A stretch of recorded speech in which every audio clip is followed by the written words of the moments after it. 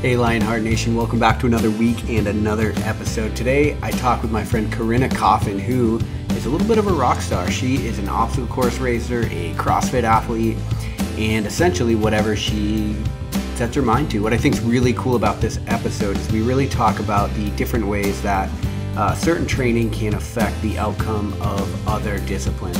And that's something I've been intimately familiar with in my life because I really cross back and forth between strength and endurance a lot. And she really talks about some of the struggles that come about when you try to be really good in two different disciplines. And then the other thing that she does is she talks about some of the ways that they really benefit each other. And I think as we go through the episode, you'll realize that there's a lot more benefit to be gained between the two than there is to be lost. So without further ado, here's Corrina Coffin.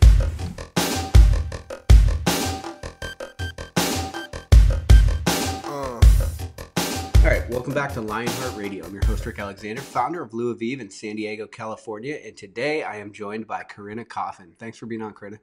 Yeah, thanks for having me, Rick. So I'm really excited to get into everything you've been up to, but I do want to give the audience a little bit of a background. So when I first reached out to you about being on the podcast, I have your response. It says, maybe in a few months when I'm doing some cooler things. Hopefully to make regionals this year on a team and, of course, OCRs, so that would make for some interesting podcasting.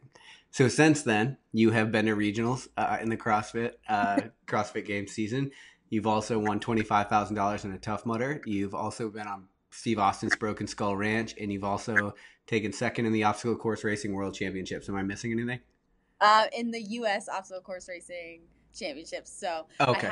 I have the World Championships in a little less than a month. So, but yeah, other than that, it's you're pretty spot on. It's been quite eventful since last talking to you. Yeah. So second in the U.S., not the world yet. Yes. Yeah. Not the world yet. Yeah. Hopefully that would be a nice goal.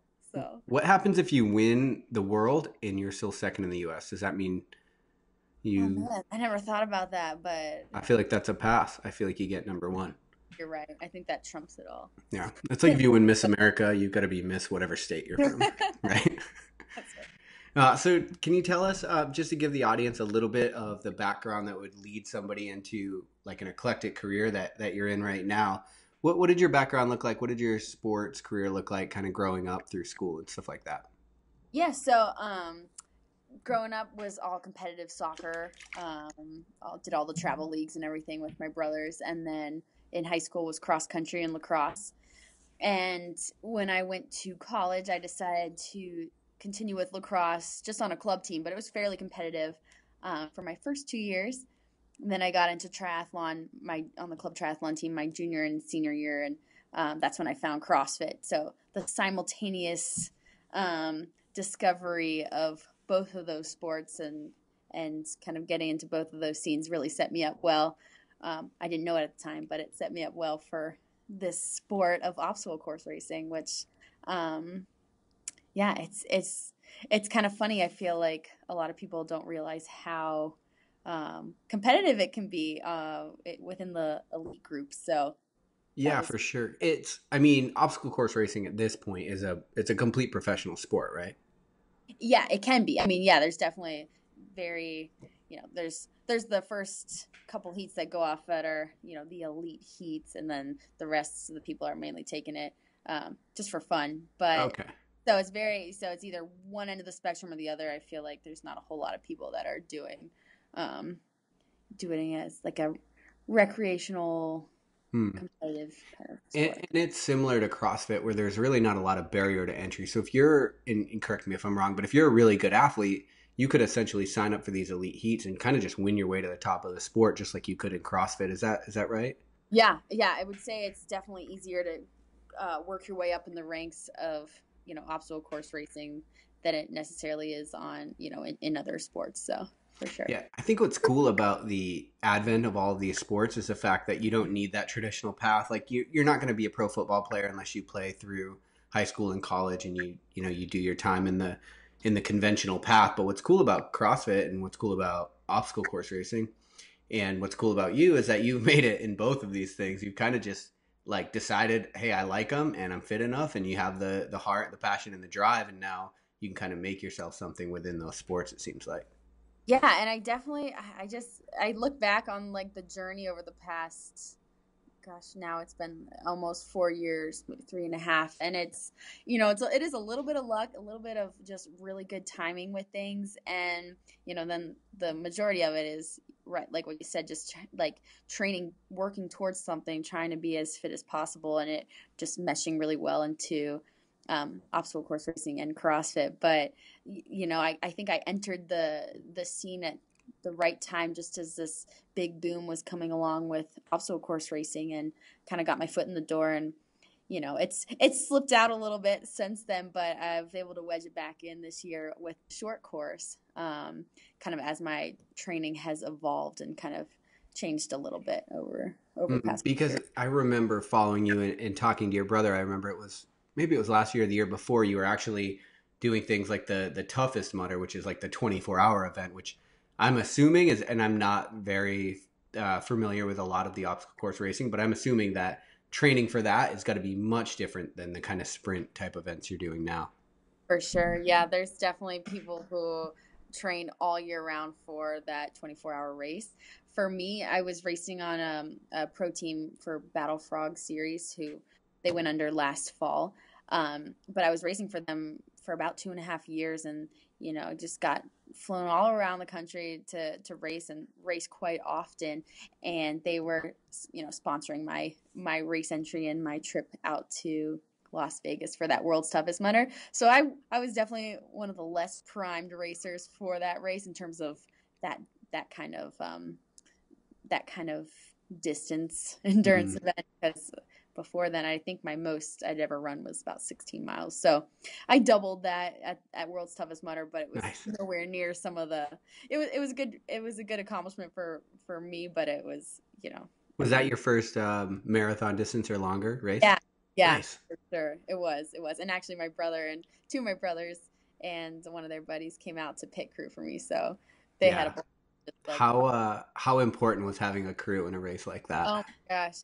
You really, and I didn't make it, past midnight. So, but just from, those 8 hours or 10 hours of being out on the course, like Mm. it came in handy to have Yeah. a support crew, and they were super cute about it, and like, oh, don't move, Corinna, we'll like get everything on for you and feed you. And I remember Jack dipping my Fig Newtons in pickle juice and thinking it was the funniest thing to like surprise me with that combo, but at that Yeah. point I didn't care, so it was really cool to have them. Yeah. But I'm sure it's from that midnight point till the end of the race the following day, I'm sure, is when you really need the big push. So I don't know what that is like, but there's a lot of people who Yeah. do. Well, it sounds like, I mean, and for you, because you're doing this as, you're actually doing this as competitive, where if I were to do this, it'd be like, yeah, I would like to do the 24 hours and it would be what it is. But for you, since you're actually trying to be really good at a certain time domain, truthfully, it's better, it seems like, that you focus on that time domain, right?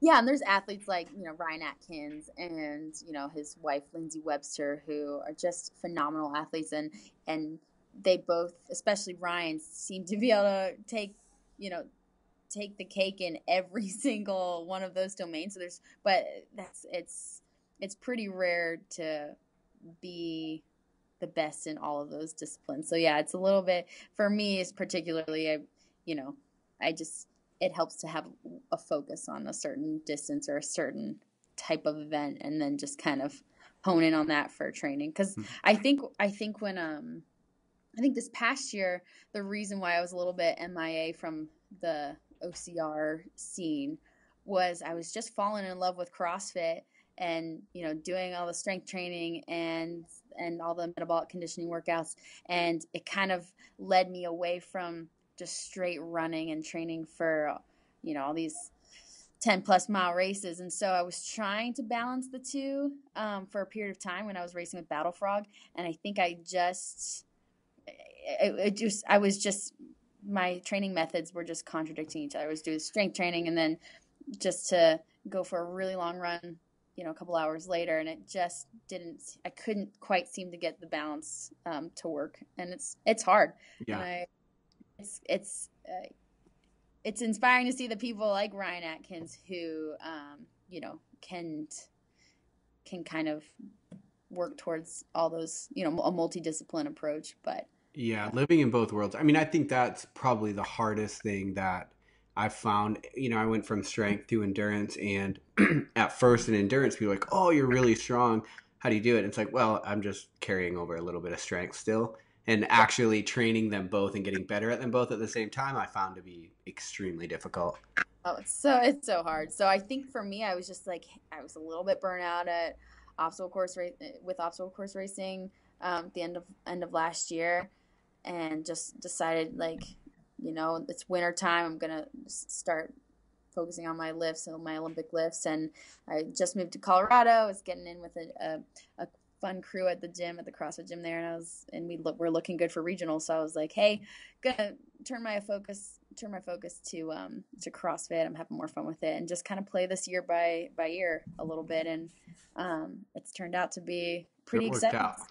It did. It worked out really well. So I'm excited about that. And so I'd like to get into the training aspect of it because you did do regionals and a lot of these OCR accomplishments in the same calendar year, right? Mm-hmm. Yeah. And so do you think were they training in similar time domains and energy pathways, or do you think that just coming off of with the strength base of CrossFit and then moving into OCR, you were just that much better prepared? So actually, my training since November of last year has solely been CrossFit. I've run around 5 miles, 4 or 5 miles, maybe a handful of times since then, but I have not, like, OCR totally took the back burner for training, and it was all about CrossFit. Now, again, for CrossFit, I've been following a pretty specific programming, and it's programmed pretty well to have, you know, a lot of longer conditioning metcons in there. So, you know, I think my base the base that I've had in running and endurance sports has carried over, and it's still with me. But that's why I was a little bit hesitant to go to US OCR champs. I was like, you know what, I know it's only a 2 mile course, but I haven't run much longer than 3 miles, you know, Yeah. more than 5 times or so in the past, like in this half year or so. So it definitely took me by surprise. I think I wrote in my posts on social media, I was like, it totally took me by surprise, and it really did, because that has taken, you know, like I said, a back burner for sure. Yeah. So wait, so to clarify, even now, like through these OCR wins or good places, you still haven't ran? You're just training CrossFit? Yeah, just training CrossFit. Whoa. Now that, yeah, now that I have Worlds coming up, I'm like, okay, like I think I've gotten not lucky necessarily, but you know, I definitely see the benefit of incorporating more running into my training to leading up to Worlds, because, you know, when you're on a worldwide level now for a race, you're gonna have to just bump up your training. And for me, the running is my weakness right now. So I've been doing more like track workouts, working on those 400s and 800s distances. Mm-hmm. But yeah, Which is kind of a CrossFit thing anyway. It is exactly. And so it's nice right now because it doesn't feel like it's detracting from my CrossFit training either. So, I'm sorry. Oh no, I was just gonna say, being out here in Utah, you know, long mountain biking and kind of long hikes, I think that's been helping too with just keeping that, you know, endurance base. Yeah, that baseline kind of aerobic conditioning. Like that zone 2 training, like every, you know, 2 days of the week or so. Yeah, that's the training I think a lot of people neglect, unfortunately, to their detriment, because I think when you have that baseline aerobic conditioning, I've just found you're able to, it carries over into a lot of different areas of your fitness. You're able to, even if you're just lifting, you're able to maintain more intensity throughout your training sessions, things like that. Yeah, I think a lot of people think more is better and harder is better and faster, and they neglect that. So yeah, 100% with you on that. So hold on, does CrossFit know about this? I feel like you're a poster child for CrossFit, like really, because you know what the black box theory is. Do you familiar with that? I've heard of it, but I'm not. Yeah, so the black box theory is like, okay, what CrossFit, they kind of backed away from it a little bit, but they used to talk about it a lot.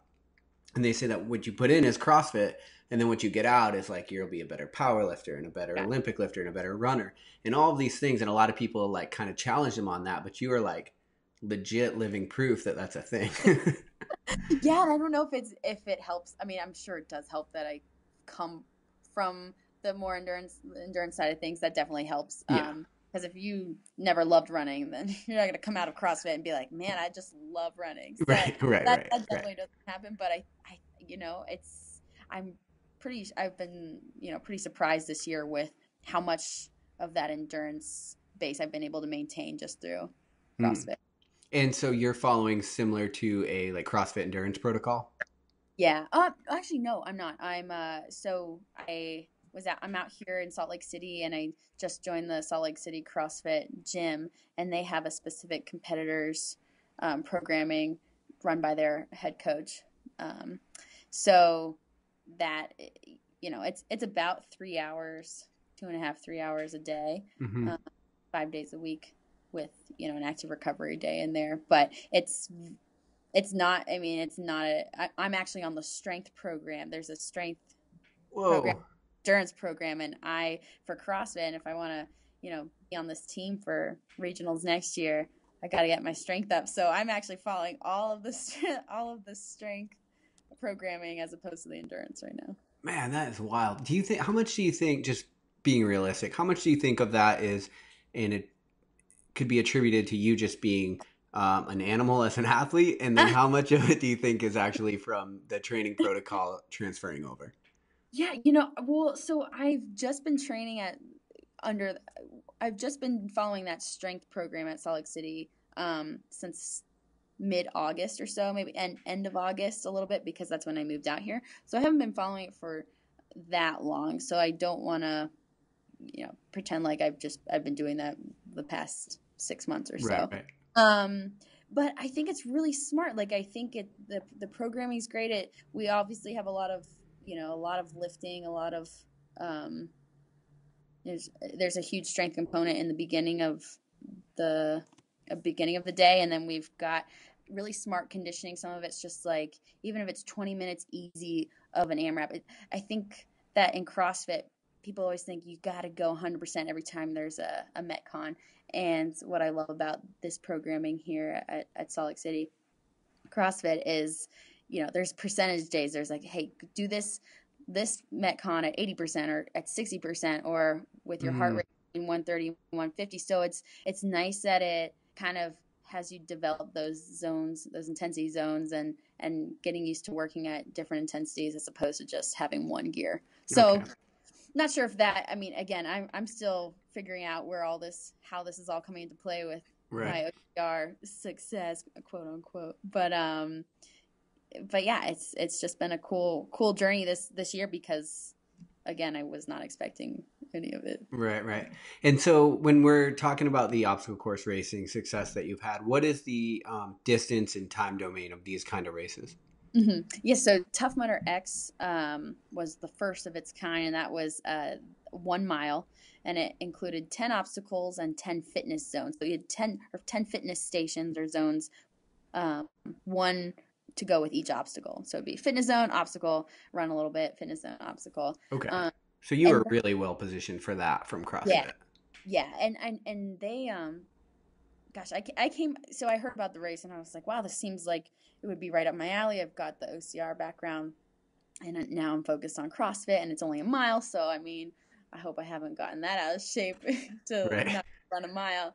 But then when I got there, they had Jesse Graff, all the like really, the really well-known American Ninja Warrior That's guys right. and Yeah. girls out there, and they had some big name CrossFitters who've been to the games, and they had, and then they just had, the top obstacle course racers kind of in the sport right now, and so I was super intimidated when I when I got out there, and not like all of the confidence that I had built up before, like leading into the event, just totally dropped when I showed up. I was just like, oh man, what have I gotten into? Yeah, just looking at all the big names around you. Yeah, and I think, and it was great for them because it being televised, it was really cool to have athletes from those different disciplines all together competing against each other. Because I think everyone before, when everyone's just sizing each other up at the start line and not like no one has run the course, I don't think anyone knew what the outcome would be. And they were like, well, it could definitely be a ninja, or it could definitely be a CrossFitter. So it was just kind of cool to run through that and just see where the athletes in different disciplines kind of fell short. I think the CrossFitters were very comfortable doing the CrossFit movements, but, had very little experience on obstacles. So, just being a little hesitant, being a little fearful, or just not trusting their grip, kind of slowed them down a little bit. And then I think for the obstacle course racers, lifting, doing 15 sandbag cleans is definitely time consuming and not part of a lot of their training. And same with the Ninja Warrior people. So it was kind of cool to see some people just flew through certain portions of the race, and then other areas, held them up. So for me, I'm lucky to have, just the obstacle course racing background. And I mean, you probably perfect for that. Sounds like it worked out, and I'm glad that Tough Mudder is actually continuing their series next year. So 2018 will be really cool, because I think they're going to put on like 7 Tough Mudder X events. Are you going to go around snatching them bitches up, or what? I'd love to. Gosh, I mean, I think. Well, so I actually looked at the course maps or a friend sent it to me, and I think they took out all the sandbag stuff. So they took out the cleans and the shoulder overhead and the pull-ups, I think. So now it's like it's a little less CrossFit-esque. So I'm wondering if that'll be a game changer. I'm sure it'll change things up. But and what place did you get in that? And then how long did the mile take you? Yeah, so I won the Tough Mudder X, and the mile. So they time capped it at 25 minutes, and my final round was my fastest, thankfully, and it was I did it in like 14:50 or something. Okay. Damn. So, nice. Yeah. Okay, so then moving on to you can't talk about the Broken Skull Ranch yet, can you? I can't talk about the outcome or anything, but I can answer questions about it, I think. Okay. If you have Let's try. And it's I can't say that, I'll just tell you. So. Okay, perfect. And we can edit out whatever you need to. Okay. So, what was the fitness aspect of it like? I guess did it feel like it was lifting? Did it feel like it was running? Like what did that feel like? Yeah, Broken. I had no idea. I watched the show a little bit, especially knowing that I was going to be on it. So I continued with my regular training, just because I was not about to change anything for this show that I had, very little information about. But it was very short and very intense. So you would, because it is production and they do 3 different. The show puts on 3 different events, 3 different challenges, and but you have to win to get to that 3rd event. So it's single elimination, kind of bracket style, head to head. So you're just doing really short head to head events that less than 5 minutes, but you are totally gassed, like you're going 100% and are just totally gassed by the end of it. So that was great with CrossFit. I mean, it seems that the CrossFitters definitely do right well in those, those types of challenges. So, but he does like his strength. He does like having heavy shit in there, and then showing how badass it looks on TV. So. Yeah, and did they invite you to go on that show? So they reached out to me like 2 years ago, and I think every year I got some sort of email or Facebook message from one of the casting producers, and I always turned them down. Like I really? I turned them down the past 2 years because I was just like, this is not. First of all, and I was pleasantly surprised with my experience on the show, because when I watched it, I was just like, well, everyone's trash talking each other, kind of being douchey, and no one looks good on the camera in terms of like how they're presented and their demeanor towards the other athletes, and it was just like I could not see myself on there, and but after winning Tough Mudder X, and I saw he was just like, no, thanks, it's not for me.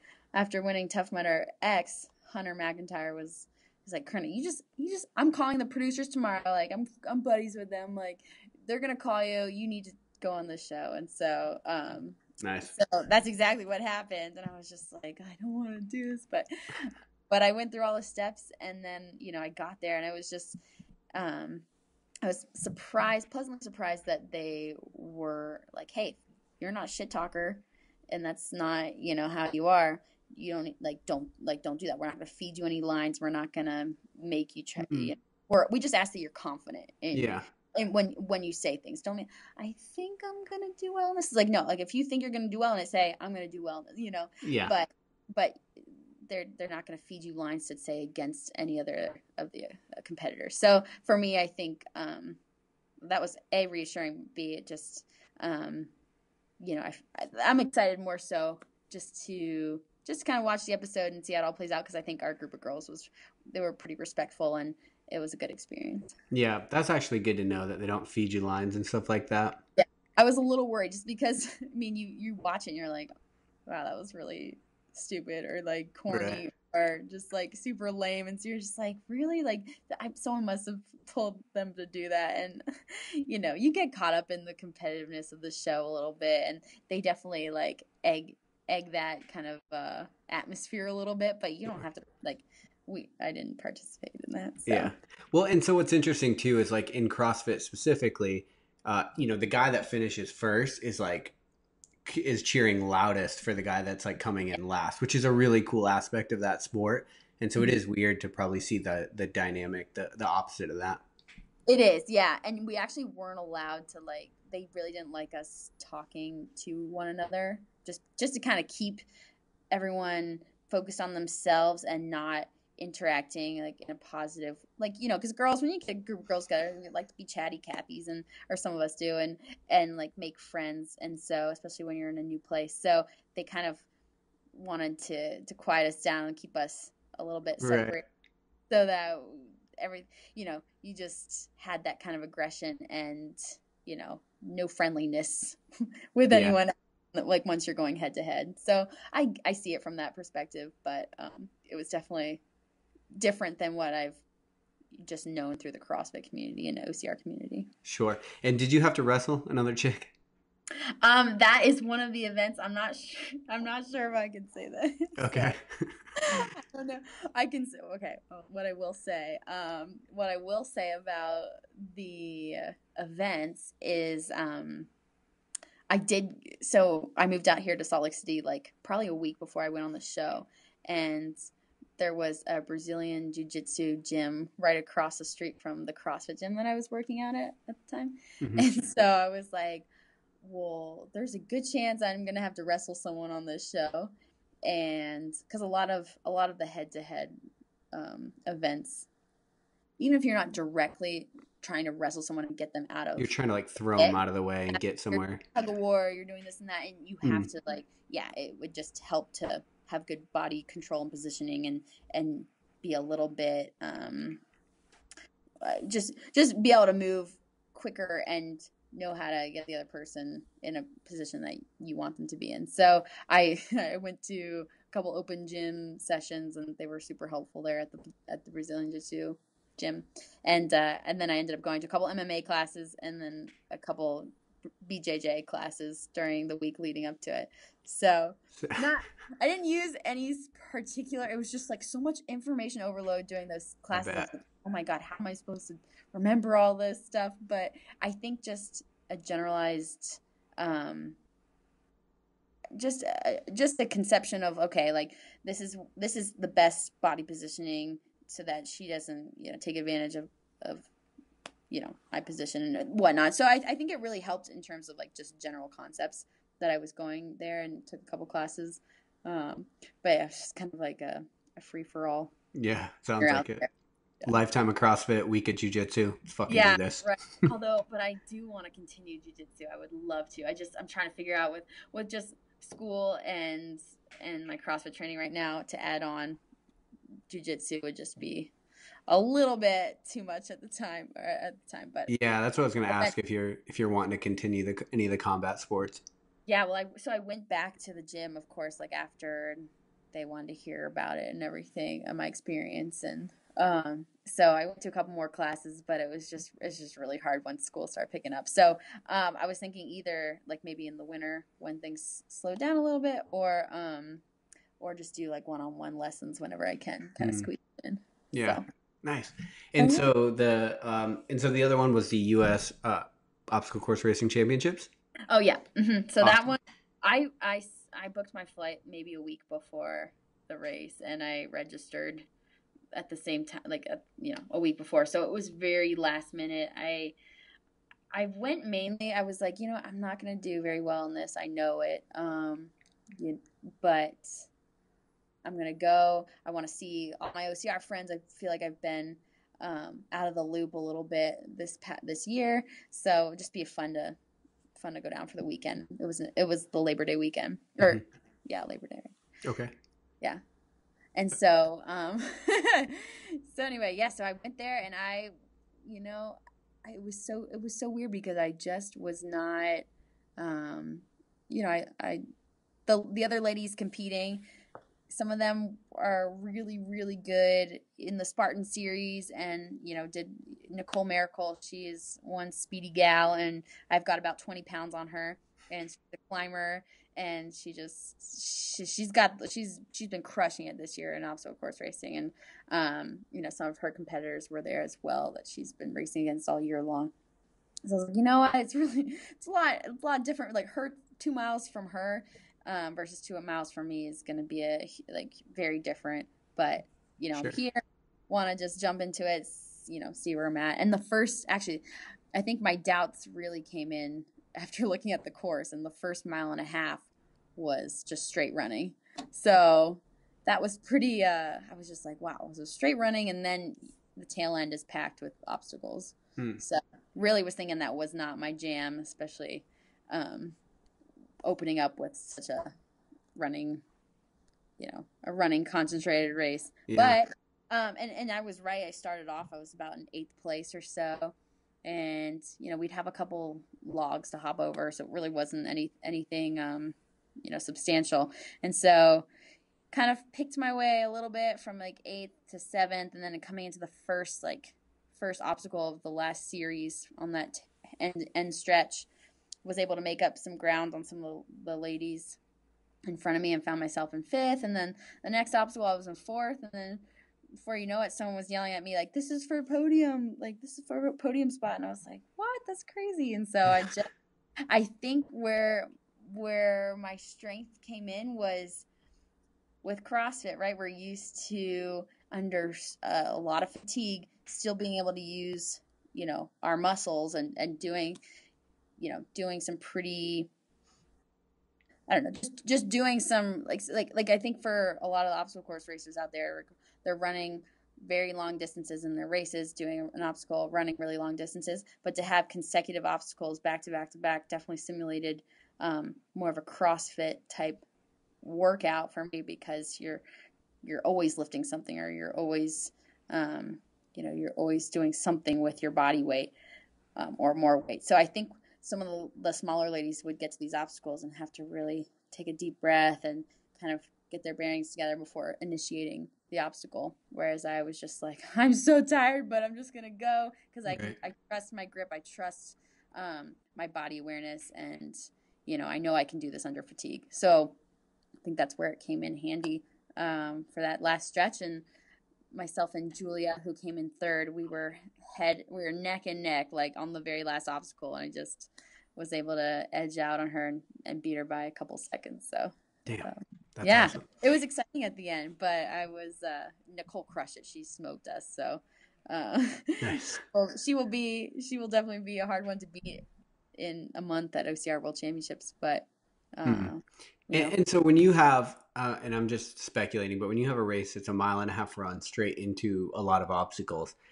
What is your strategy there? Are you sprinting that mile and a half? Because I'd imagine if you show up to those obstacles you're redlined, you're kind of fucked. yeah, and so that's what I exactly what I was debating.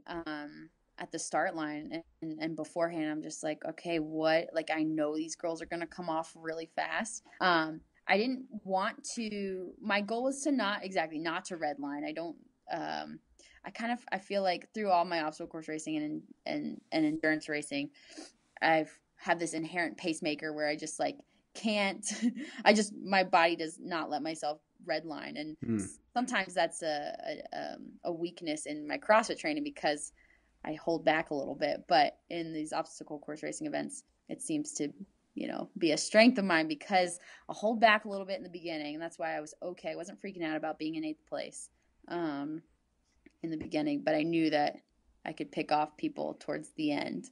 So yeah, my strategy was not get lost in the big pack and further back, but top 10 for that first mile or so would be totally okay, as long as I really capitalize on the obstacle portion later on. Yeah, I heard a guy talking a long time ago about the 80-20 rule in shorter events, and I try to stick to it, and I think it works pretty well, which is like for 80% of the event, if you go 80%, and then the last 20% you go 100%, seems to be a decent way to try to break stuff like that up. Otherwise, I redline out of the gate. Yeah, so disheartening, like literally having nothing left, and you're not, you still have 20% of the race, right? Yeah. And I have to go so slow. So I'm more of a second half kind of girl too. So yeah, definitely pick things up. Well, and for longer events like regionals, I'd imagine even that probably helped you out a lot, because a lot of times the top CrossFitters, it seems, they're not going all out because they can't, because you have so many events you have to do. Yeah, and for regionals for this year, I mean, this past year was, well, it was my first regionals, but also since it was a team event, it's a little different because you're not doing a ton of work as a team. There's 6 of you, so when you go, you just have to go closer to that 100% because it's a short period of time, and then you tap out for your next buddy. So it's a little different with the team, but I would imagine the individuals are probably right working around that 80%. Right, yeah. With team, you get that break period when your other partner's going. That's true. Exactly. And so, thinking about the entire year, this is another thing I was actually really interested to get into with you, because a lot of athletes have an event that they peak for, and then they train all year, and then they peak for it. Like I just did that. But for you, because you're trying to compete at a higher level, multiple events, and it seems like obstacle course racing and CrossFit are both kind of this way, where you don't really peak. Maybe you peak strength for regionals, and you try to do some tweaks like that. But what does your training look like overall in order to maintain as high of a level of fitness as you can going into these different events? Yeah, and that's a good question, because my focus was leading up to the end of May for regionals, and so that was everything was geared towards regionals. And then once that was over, I was just like, okay, like I had no plans of doing Tough Mudder X. I don't think I knew about it at the time of regionals, actually. Yeah, I'm pretty sure, or maybe it was just around the time of regionals that I had found out about it. But either way, like that was not my mindset, was not getting ready for that. It was just CrossFit. And so once regionals was over, I always love to have that next thing to work towards, and just to keep the intensity up, and to keep, some sort of goal in my training. And so, I think for me this year, because I didn't have a set agenda, a schedule after regionals for like what I was going to do, and everything was kind of on a whim. Like, had no plans of doing Broken Skull Ranch, had no plans of doing Tough Mudder X, had no plans of doing US OCR champs. So for me, and it's just kind of been just something I've taken, kind of my mantra over the past 3 years, is just being able to maintain that high level of fitness, or as high level fitness as possible throughout the year. And in order to achieve that, it's not go, like 100%, 100% all the time. Because I think for me, I've learned quickly, especially through when I was doing a lot of obstacle course racing, it was the importance of the active recovery days, the importance of the rest day, the importance of, having different levels of intensity, listening to your body, recovering well through, nutrition and hydration, and just being a little bit more in tune with my body as a whole. So I think I've done a much better job this year of taking one active recovery day, taking one day totally off, bringing the intensity throughout the week in my training. And so like once I'm in training mode, I'm going hard. When I'm not, I'm taking it very easy, and so that I can maintain that level of fitness and not get burned out. So. And so you train 5 days a week and you do one active recovery? Yeah. Mm-hmm. And what does your active recovery look like? Swimming. Thursdays are mainly swimming, or like an easy mountain bike ride. But right now it's been mainly swimming, and then Sundays are totally off. But it's kind of hard to stay. It's hard to stay still. Yeah. Some days, especially when you're in such a gorgeous place like Salt Lake City. There's always things to explore. So, but again, I think like even just going out for a hike, that zone 2 kind of. Hiking or maybe a little jog or like a slow bike ride. Like I think that really can help contribute towards that baseline fitness. For sure. And so active recovery aside, are there any other recovery methods that you use that you're like particularly fond of other than, do you roll out? Do you like the standard protein 30 minutes after you work out? Like what does your recovery routine look like? So I love rolling out in lacrosse ball, and using lacrosse ball, but I've been pretty bad at, especially like between classes when I have very limited amount of time to like get in a little bit of my workout. I just I'll do a great warm up, but then the cool down, I kind of just like, all right, I'm done. I got to run back to campus. So I've been neglecting that a little bit, but I've actually, and since the last time we talked, this has been different. I've actually started tracking my macros.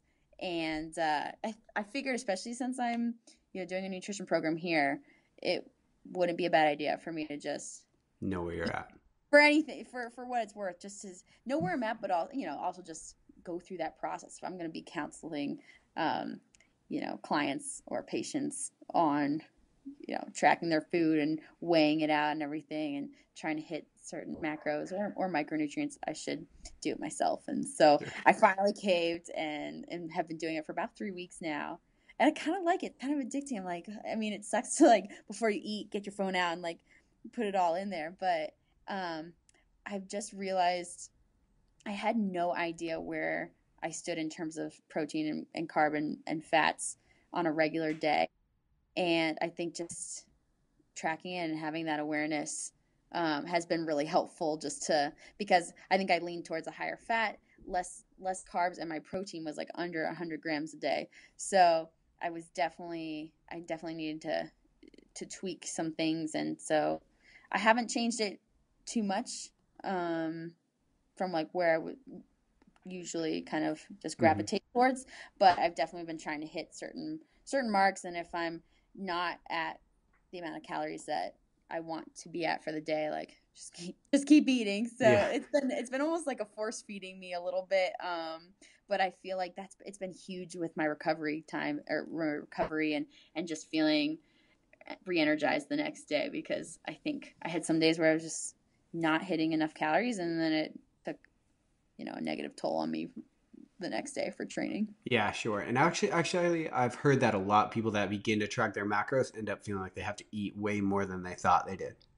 Yeah, and some days it's like super easy for me to hit like just the calories in general, but the macros too. And other days I'm like, I am so full and I still have 100 grams of carbs to go and 20 grams of protein. So it's some days it's just funny, but it's I feel like it's probably good for my body to hit that consistency, especially from a recovery standpoint, which I never really worked with before.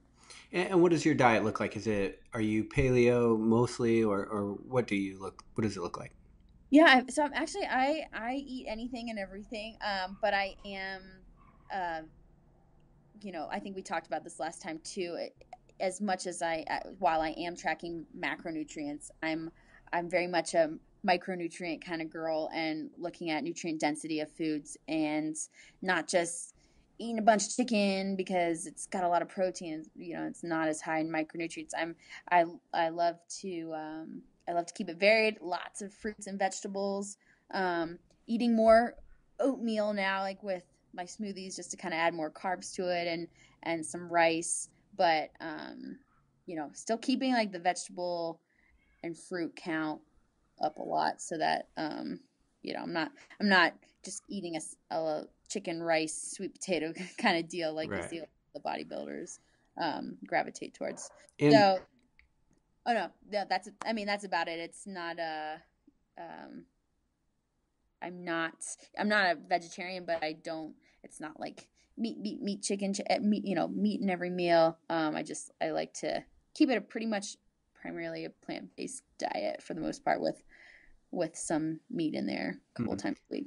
And is that because I think that a lot of people miss the bus on micronutrients? I think there's a huge focus on macro, and typically there's a lot of like minerals that we miss in our Mm-hmm. diet.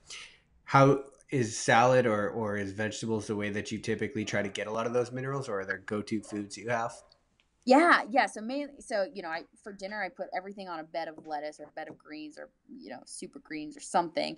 Um, but I've actually like for protein a little bit. I love brewer's yeast. I've kind of stumbled upon brewer's yeast, and it's a lot of vegans use it for kind of a cheese substitute. But I'll cook that with my vegetables, or put it on my eggs, or bake it with kale in the oven. It's a great way to add in a lot of the B vitamins that you find in a lot of the meats, and it's just a good way, a flavorful way to add that into your meals and add a little protein as well. That's plant based. I Yeah, guess sure. so. Yeah, that's been my kind of superfood find that I've just stuck with lately, because it tastes so good and it's good for you. And so you're going to school to actually become a nutritionist? Yeah, so I did my undergrad in nutrition, food and exercise, and Spanish, and then doing this 2-year grad school program in sports nutrition, and I'll come out with my master's and as a registered dietitian. So, yeah. And so you're balancing a lot right now. You got school, you're crushing essentially everything that you do, unless there's some stuff that I'm missing. And yeah, I'm curious, are there habits that you have, and I might have asked you this last time as well, but are there habits that you have that you think contribute to you being able to consistently perform at a high level that maybe a lot of people don't do? Um, Thank you for all those things. I appreciate that. Yeah. I think, I think it just comes from this drive that of you know it just comes from this inherent drive of always wanting to be better and always wanting to improve on things, and not setting any limits for myself and for yourself in general. So I think wanting to wanting to reach my potential, and striving for that every day, I feel like that's what gets me going. And some people, some people don't have that. They get complacent, or they're cool with what's going on with them right now. And so I don't really know exactly where that comes from. I think a lot of it has to do with your upbringing, and raised on a horse farm with 3 older brothers. Definitely Yeah.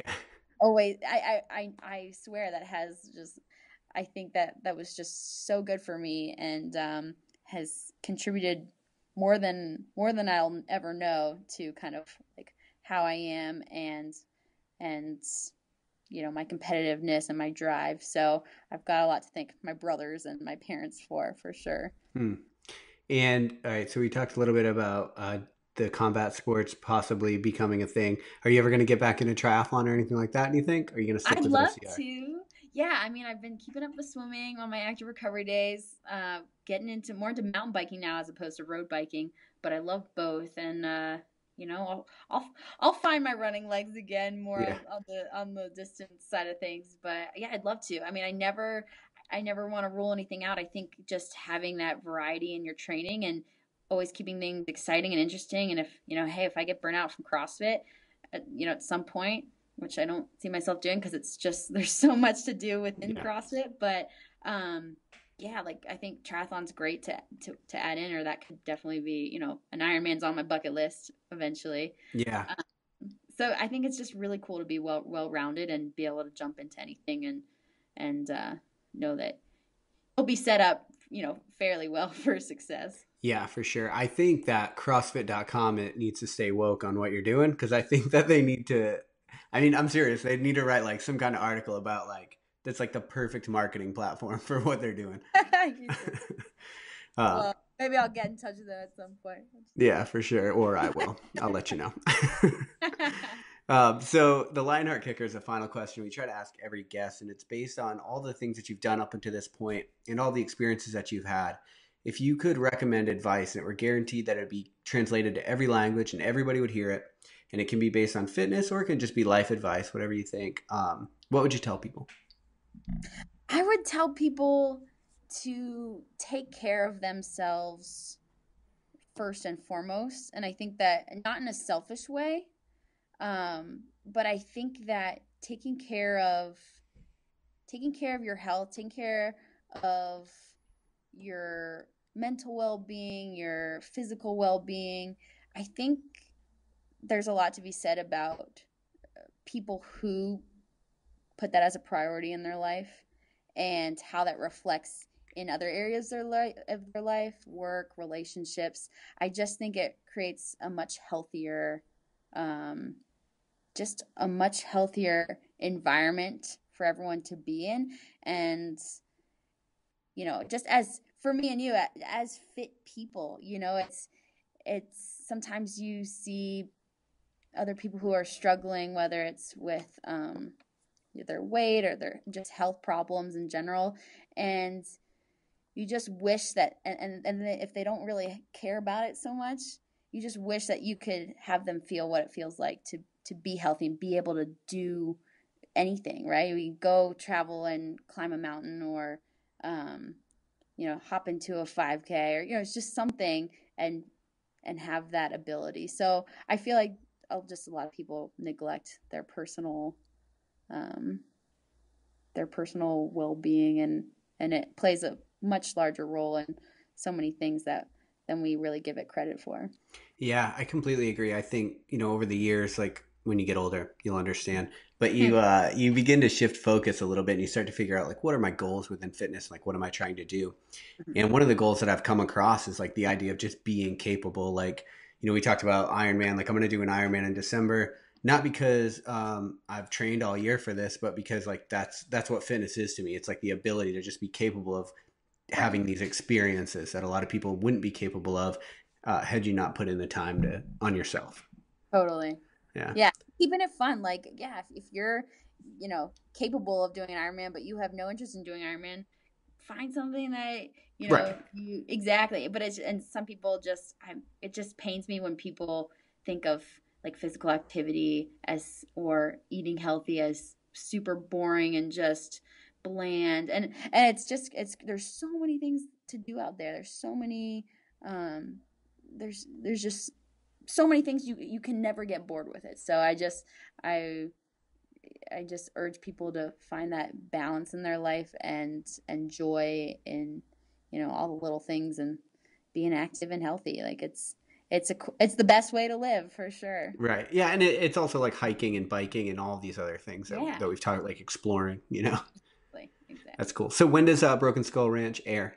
When people check it airs Tuesday. They're on Tuesday nights now at 10/9 Central, and it'll be on my episode will air on November 14th, I believe. Okay, awesome. And then for people that are listening to this and they want to follow along with you and support your journey with what you're doing, what's the best way for them to do that? Yeah, I'm pretty active on my Instagram, which is cscoffin13. Mm-hmm.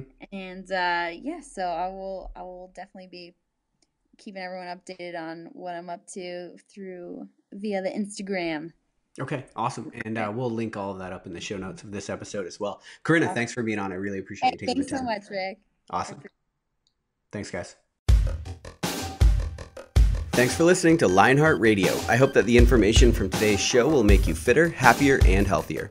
For the show notes of this episode and every episode, head to www.lionheartrad.io. Yep, just like Lionheart Radio.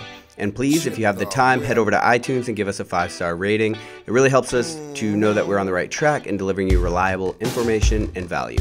As always, feedback is welcomed. If you have any comments on the show or like to suggest a guest, send me an email at rick@luavive.com. That's LUAVIVE Thanks for your support, and we will see you next time.